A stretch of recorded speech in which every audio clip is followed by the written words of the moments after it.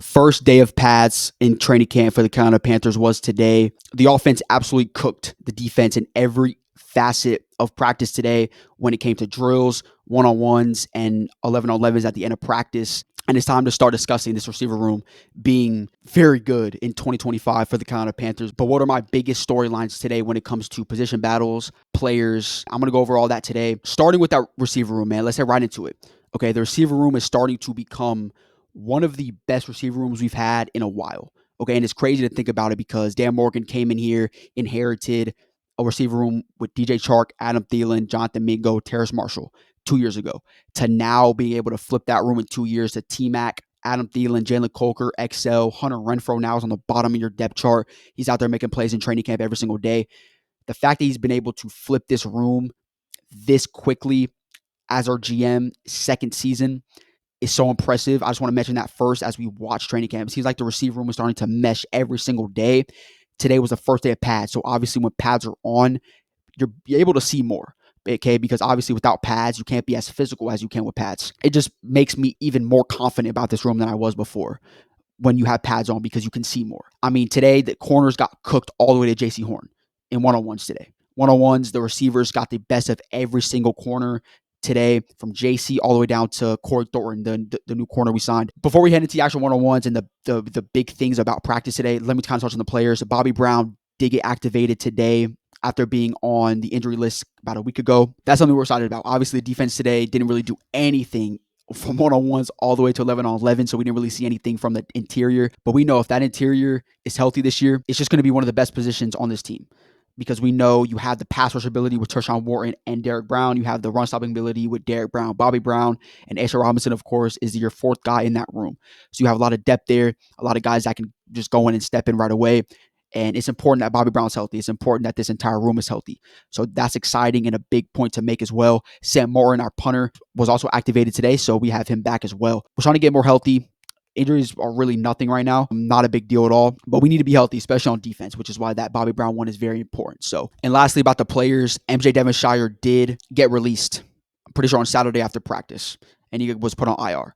So that's why you had Corey Thornton today, really a main piece. And the corner room is going to be such a big position group to watch all camp because, as I keep mentioning, you're 3 guys deep and you're going to keep 5 probably. So now you have 3 guys deep with only JC, Mike Jackson, and Shaw. Who are going to be your 1 and 2 after that? You have, of course, you have Shamar Bartholomew, Caleb Evans, and now you have Corey Thornton, who got a bunch of reps today on guys like Jalen Coker, XL. It's going to be interesting. Of course, MJ Devonshire was a player that I wanted to watch out for, but he got released, unfortunately.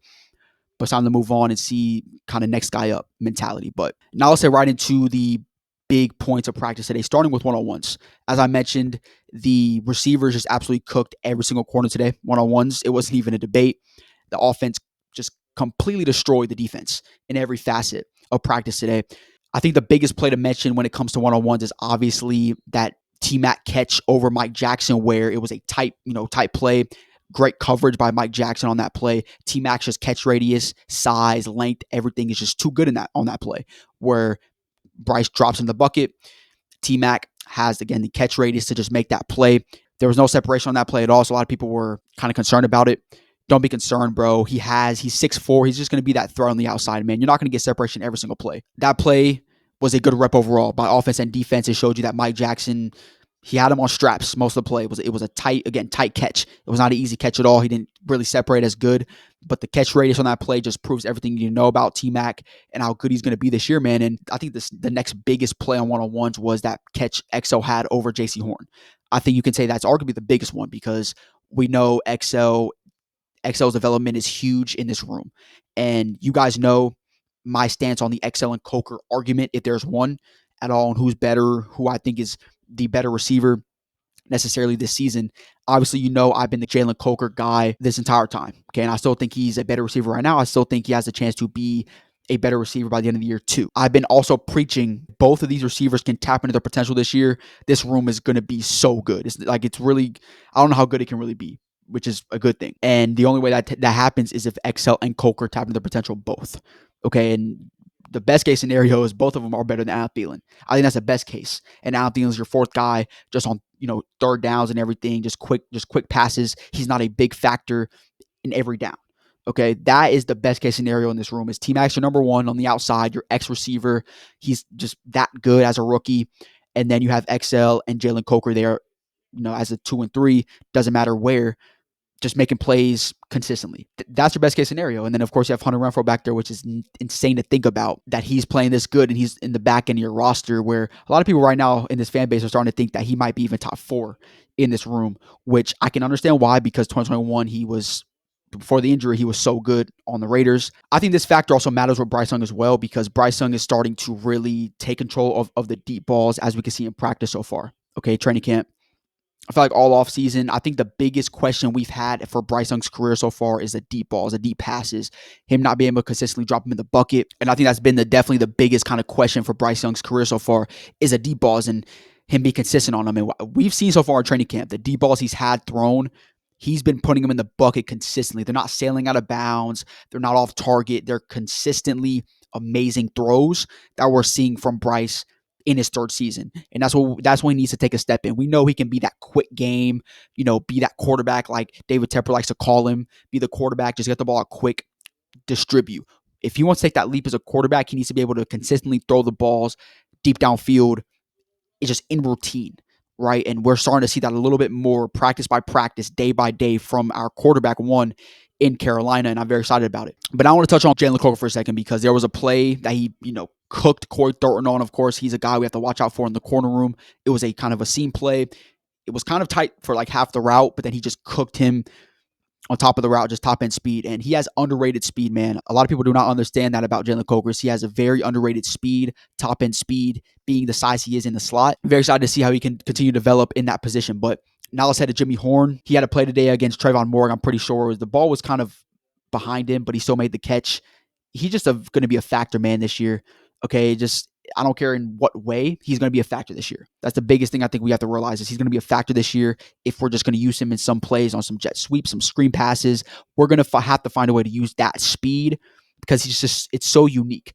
Like, we don't have somebody like that in this room. Of course, you can say XL's fast. He's so athletic, sure, but no one's like Jimmy Horn, bro.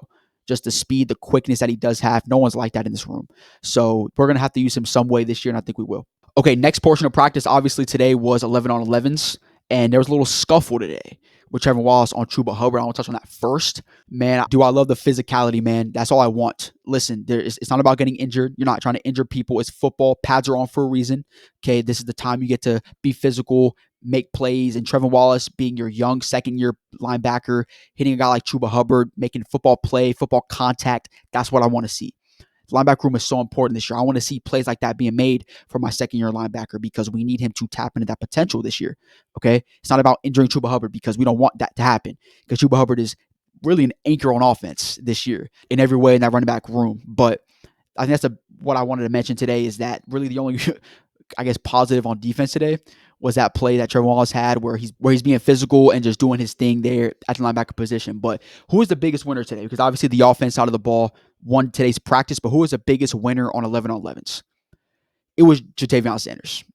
Okay, I just want to mention his name. He had a bunch of big plays today. Sheena said that he looks very quick out there. On a tweet she had on Twitter today, she said he looks very quick. He's moving like a receiver. Second-year tight end, and I want to mention him because I've been preaching he's been tight end 1 all offseason long.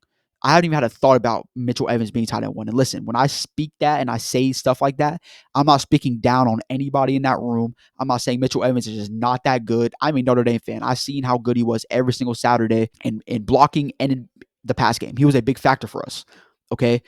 But that does not negate how good JT was when he was healthy before he got injured. He's just such a freak athlete, bro. Like, he's just that good of a tight end when you saw he was out there as a rookie. And then he came back and just kind of took a step down a little because of that injury. But he's a player that I'm still high on.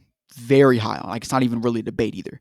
Like, I'm so high on JT. So my mindset right now is just he's tight end 1 for me until he just proves to not be tight end 1. Like, until he goes out there on Sundays and just proves that he's not a factor at all. He's not out there doing his thing.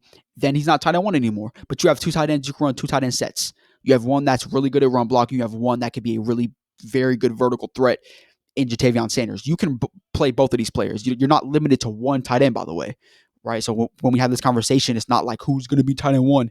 They can both play, right? And that's the greatness about football is you don't have to just play one player at many positions. You can play multiple players at pretty much every position besides quarterback. JT for me is tight end one in this room right now. I think he's continuing to prove it in camp.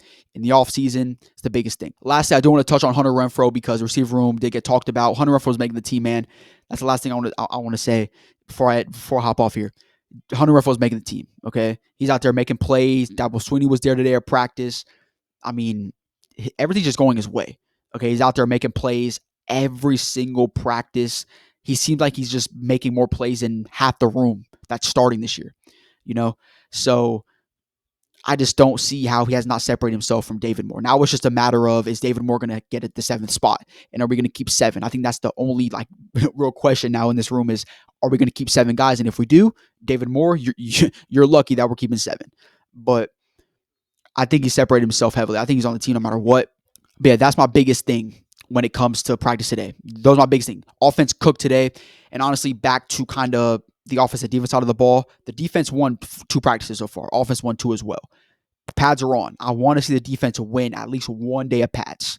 At least one, because of course, as I mentioned, pads are just more meaningful. You're more physical. You can do more.